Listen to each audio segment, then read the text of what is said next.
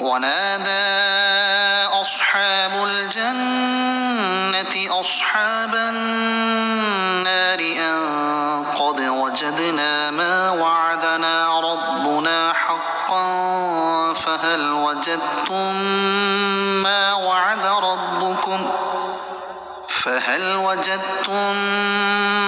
وعد ربكم حقا قالوا نعم فأذن مؤذن بينهم اللعنة الله على الظالمين۔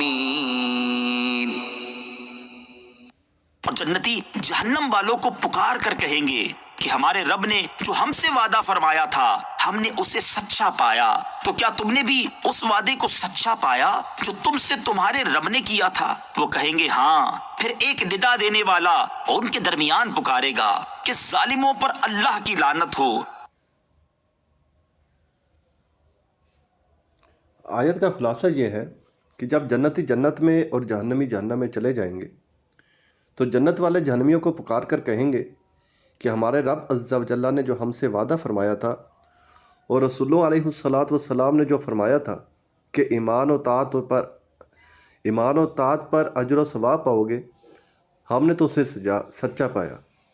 کہ تم لوگوں نے بھی اس وعدے کو سچا پایا جو تم سے رب عز و جل نے کفر و نافرمانی پر عذاب کا وعدہ کیا تھا؟ وہ جواب میں کہیں گے ہاں، ہم نے بھی اسے سچا پایا۔ یہاں دوزخ والوں سے مراد کفار جہنمی ہیں، نہ کہ گناہگار مومن، کیونکہ جنتی مسلمان ان گناہگاروں کو طعنہ نہ دیں گے بلکہ ان کی شفاعت کر کے وہاں سے نکالیں گے، جیسا کہ حدیث پاک میں ارشاد ہوا۔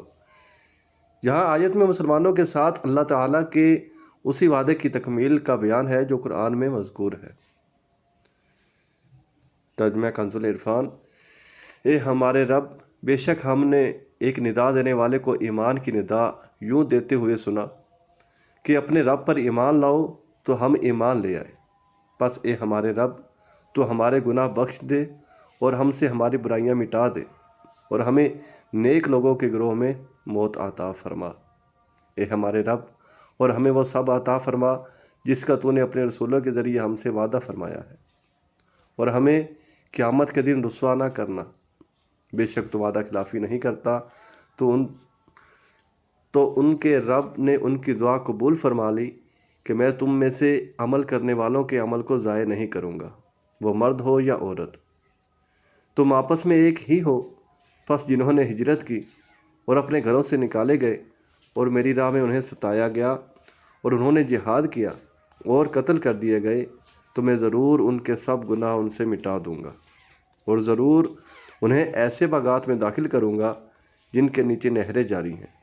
یہ اللہ کی بارگاہ سے اجر ہے اور اللہ ہی کے پاس اچھا ثواب ہے۔